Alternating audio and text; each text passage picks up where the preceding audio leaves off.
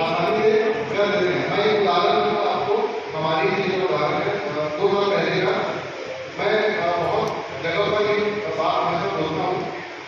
2 साल पहले जो हमारा अर्बन PSC है, शहरी प्राथमिक स्वास्थ्य केंद्र, इसके सामने जो एरिया है आपको परिचित है उस जगह से, वहाँ पे एक महिला थी जिसको रात के बहुत ज़्यादा ब्लीडिंग हो रही थी, उनका खून जा रहा था। हम लोगों ने बहुत कोशिश की, मिताली गई, ट्रेनिंग गई, वहाँ के डॉक्टर्स गए वहाँ पे उसको बनाने के लिए कि आप जिला अस्पताल में भर्ती हो जाओ। आपको यकीन नहीं होगा, जिला अस्पताल से वो केंद्र कितना दूर हो, 1 किलोमीटर भी नहीं होगा मेरे ख्याल से, बहुत नजदीक है। वहाँ पे सोचिए एम्बुलेंस भेजा गया, ठीक है, 108 गाड़ी भेजी गई। इसके बावजूद भी उस महिला का जो हस्बैंड था, जो पति था, वो मना कर रहा था कि मैं अब इस महिला को नहीं जाने दूंगा, ठीक है। फिर रात में करीब 10 बजे 11 बजे के आसपास पता चला हम लोगों को, मेरे को पता चला कि इस तरह की घटना हो रही है। तो उस समय जो सिवतो सर थे उनसे मैंने बात किया, तो उन्होंने कहा कि ऐसे कंडीशन में आप जनप्रतिनिधि की सहायता लीजिए, आप उनसे बात करिए। फिर मैंने वहाँ पार्षद से बात किया, उन्होंने बहुत अच्छे तरीके से उसको समझाया और आप यकीन नहीं मानेंगे, वो 15 या 20 मिनट के अंदर वो जिला अस्पताल पहुँच गया अपने पत्नी को लेके। तो सोचिए कि एक जनप्रतिनिधि जब बोलते हैं तो उनकी बात की कितनी कीमत होती है, कितना मान होता है। तो मैं यही चाहूँगा कि जितने भी हमारे कार्यक्रम हैं स्वास्थ्य विभाग के, उन सभी में आप अपना समय और अपना जो ज्ञान है उनको वहाँ तक पहुँचाएं लोगों तक, ताकि स्वास्थ्य विभाग में हमारा जो जिला है वो आगे बढ़ता रहे। सबसे पहले हम बात करेंगे मातृत्व स्वास्थ्य की। मातृत्व स्वास्थ्य में एक कार्यक्रम है जननी सुरक्षा योजना, JSY के नाम से चलता है, जिसमें कि गर्भवती महिलाओं को हम प्रोत्साहित करते हैं कि उनका जो प्रसव है, जो डिलीवरी है, वो संस्था में हो जाए। उसको संस्थागत प्रसव के लिए हम प्रेरित करते हैं। तो मेरा आपसे भी निवेदन होगा कि अगर आपके आसपास या आपके एरिया में कोई ऐसी गर्भवती महिलाएं हैं और वो संस्थागत प्रसव कराना नहीं चाहती हैं, तो थोड़ा सा आप उनको मोटिवेट करेंगे, उनको बताएंगे कि संस्था में प्रसव होने के बहुत फ़ायदे हैं, है ना। सबसे बड़ा फ़ायदा तो ये है कि जो वहाँ पे कार्यरत हमारे कर्मचारी हैं, चाहे डॉक्टर हो, स्टाफ नर्स हो, ANM हो, उनकी निगरानी में प्रसव होगा। और तो कोई भी अगर छोटा मोटा कॉम्प्लिकेशन हो या कोई बड़ा भी कॉम्प्लिकेशन हो, तो उनको जो हायर सेंटर है, उच्च संस्थाएँ हैं, जैसे जिला अस्पताल है या रायपुर का मेकाहारा हॉस्पिटल है, वहाँ पे गाड़ी के माध्यम से तुरंत भेजा जा रहा है। क्या होता है कि अगर थोड़ा भी डिले हो गया, थोड़ा भी लेट हो गया, चाहे वो घर से निकलने में हो, गाड़ी आने में हो, है ना, या स्वास्थ्य केंद्रों में हो, तो लेट होने से कॉम्प्लिकेशन बढ़ते जाते हैं, खास करके गर्भावस्था के दौरान। तो इंस्टीट्यूशनल डिलीवरी, संस्थागत प्रसव के लिए प्रोत्साहित हमको हर गर्भवती महिलाओं को करना चाहिए। और मैं आपको बताना चाहूँगा कि हमारे ज़िले में 99% जो प्रसव हो रहे हैं, जो डिलीवरी हो रही है, वो संस्था में हो रही है, चाहे वो छोटे सब सेंटर हो या बड़े CSC और जिला अस्पताल हो। और उनको प्रोत्साहित करने के लिए ही जो है गर्भवती महिला को 1000 रुपये शहरी क्षेत्रों के लिए उनको 1000 रुपये दिया जाता है और 1400 रुपये उनके खाते में डाला जाता है ग्रामीण क्षेत्र की महिलाओं को। इसके अलावा एक जननी शिशु सुरक्षा कार्यक्रम JSSK के नाम से चलता है। इसमें 1 साल तक के बच्चे के साथ में गर्भवती महिला को जितनी भी सुविधाएं दी जाती हैं, जो सारी फ्री ऑफ कॉस्ट, सारी जो है निःशुल्क सुविधाएं उनको दी जाती हैं। जैसे गर्भवती महिला को क्या आवश्यकता होगी, सबसे पहले उसकी आवश्यकता होगी एक संस्था की, जहाँ पे वो प्रसव करा सकते हैं, है ना। तो जितने भी हमारे सरकारी संस्थाएं हैं, सभी जगह पे निःशुल्क प्रसव किया जाता है। और उस दौरान जो भी दवाइयाँ, जो भी इंजेक्शन, जो भी मेडिसिन लगती हैं, वो सारी की सारी निःशुल्क हैं। साथ में अगर उच्च संस्था में उनको रिफर करना है, भेजना है, तो उसके लिए जो गाड़ियाँ हैं, 102 गाड़ी का यूज़ किया जाता है, उपयोग किया जाता है, वो भी निःशुल्क है। इसके अलावा कुछ डायग्नोसिस का मतलब जैसे खून की जांच करना है, पेशाब की जांच करना है, या जो भी जांच हो रही है अस्पताल में, तो वो सारा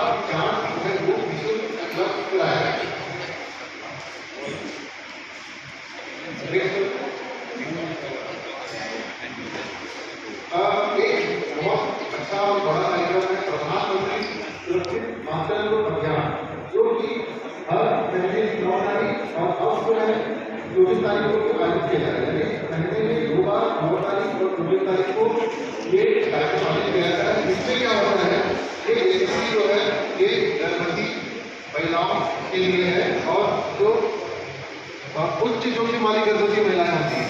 उच्च जोखिम का मतलब जिनको कोई बीमारी है, जैसे किसी को बीपी की समस्या है, किसी का शुगर बढ़ा हुआ है, किसी को कोई किडनी की बीमारी है, हार्ट की बीमारी है, लीवर का कोई बीमारी है ना, और भी कोई बीमारी है, सिकल सेल है किसी को, किसी की खून की बहुत ज़्यादा कमी है किसी में, तो ये सारे कारण जो है वो उस गर्भवती महिलाओं को उच्च जोखिम वाली गर्भवती महिला बनाते हैं।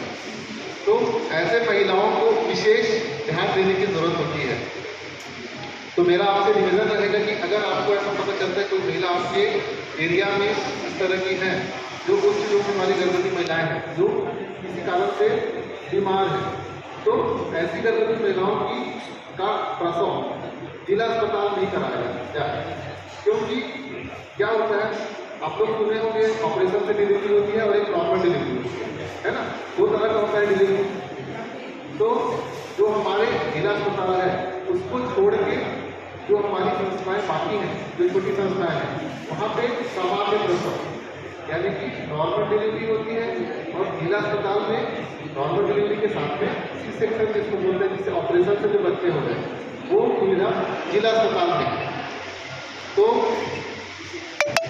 ऐसे गर्भवती महिलाओं को जो कि उच्च जोखिम वाली है, जो बीमार है, ऐसे महिलाओं को हमको जिला अस्पताल में डिलीवरी के लिए प्रोत्साहित करना है। तो ये जो कार्यक्रम है प्रधानमंत्री सुरक्षित मातृत्व अभियान, इसमें क्या करते हैं हम, निजी जो हमारे चिकित्सक हैं प्राइवेट अस्पताल में जो इसमें जो विशेषज्ञ हैं और चिकित्सा अधिकारी हैं, उनको दूरस्थ क्षेत्रों में भेजते हैं। दूरस्थ क्षेत्र जैसे कि नंदेली हो गया, दशहरा हो गया, ऐसे जगह पे जहाँ पे भी डॉक्टर की बात मिल सके, कम से कम करेंगे तो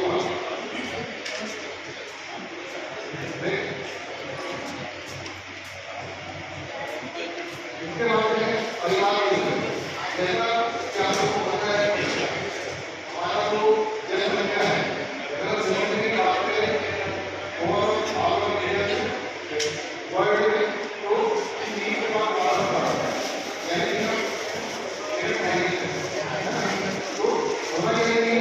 जैसे हम लोग हमारे जो खाना तो हम लोग हमारे दो मतलब वो करके लेके ही दो बात इतना ये लोगों को थोड़ा सा बनाने की जरूरत है लोगों को, और उनको मोटिवेट करना है कि आपको बताएंगे कि बहुत ही आसान है वो प्रस्तुति, और उसमें एडमिट रहने की भी जरूरत नहीं है। जैसे महिला प्रस्तुति होती है तो उसमें एक मिनट में रहना पड़ता है, लेकिन पुरुष प्रस्तुति होने के बाद आपको 1 घंटे 2 घंटे रखने के अस्पताल में फिर आप जा सकते हैं। उसमें कॉम्प्लिकेशन बहुत कम है, नहीं के बराबर, लेकिन फिर भी अभी पुरुष नसबंदी का बहुत अभाव है, लोगों में जागरूकता नहीं है उतनी। तो इस पर हमको थोड़ा काम करने की आवश्यकता है कि पुरुष नसबंदी पे हम थोड़ा सा बढ़ावा दें। आगे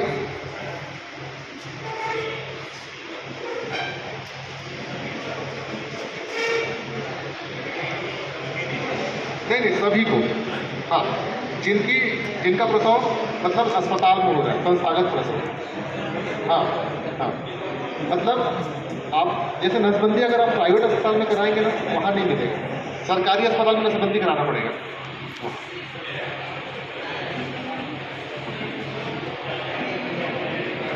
नहीं, अच्छा सवाल है। अच्छा जी जी,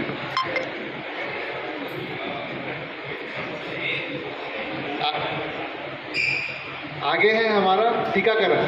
टीकाकरण आप लोग सब जानते हैं, बच्चों को जो वैक्सीन लगती हैं वो है टीकाकरण। बहुत सारे टीके लगते हैं बच्चों को जब वो पैदा होते हैं तब से लेके 16 साल तक, अलग अलग प्रकार के टीके अलग अलग समय में। मैं आपको बता दूं, सरकार जो है ये जो टीके हैं, ये सारे टीके मुफ्त में उपलब्ध कराती है।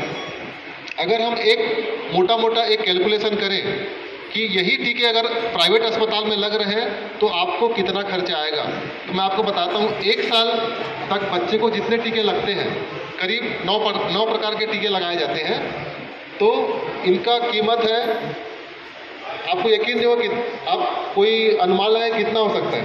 सर बताएंगे कितना हो सकता है उन टीकों का कीमत? जो 1 साल तक बच्चों को लगता है। हाँ, अगर वो उसको प्राइवेट में लगाएंगे तो कितना खर्चा आएगा? सरकारी में तो फ्री है। हाँ, एक मोटा मोटा एक जी और जी नहीं और ज़्यादा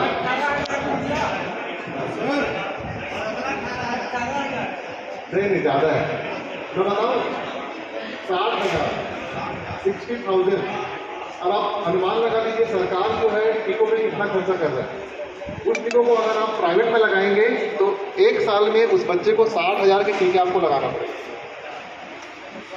ठीक है, अब उसको आप महीने के हिसाब से कैलकुलेट कर लीजिए तो 5,000 पर मंथ लग रहा है ना। तो मेरा ये कहना है कि सरकार के पास में जो टीके हैं जो हम लगा रहे हैं वो सारे निःशुल्क उपलब्ध कराए जाते हैं और बहुत ही अच्छी क्वालिटी के होते हैं। वो कम से कम 3 से 4 बार चेक होते हैं। तो जो बच्चे भी इससे छूटे हैं टीकों से, जिनको टीके नहीं लग पाते हैं, उनका भी एक क्या ड्यूरेशन होता है, टाइम होता है। जैसे 1.5 माह में टीका लगेगा, फिर 2.5 माह में लगेगा, फिर 3.5 माह में लगेगा, फिर 9 माह में। तो अगर उस बच्चे को लेट हो गया, टीका लेट से लगा, तो उसका जो इफेक्ट होता है वो कम हो जाएगा, है ना। अब जैसे मान लो 9 महीने वाला टीका है, मैं अपने बच्चे को 12वें महीने में लगाया तो उसका इफेक्ट कम हो जाएगा, है ना। उस बीमारी से लड़ने की क्षमता कम हो जाएगी। और सबसे महंगा जो टीका आता है वो आता है निमोनिया का और आजकल डायरिया का भी टीका आने लगा है।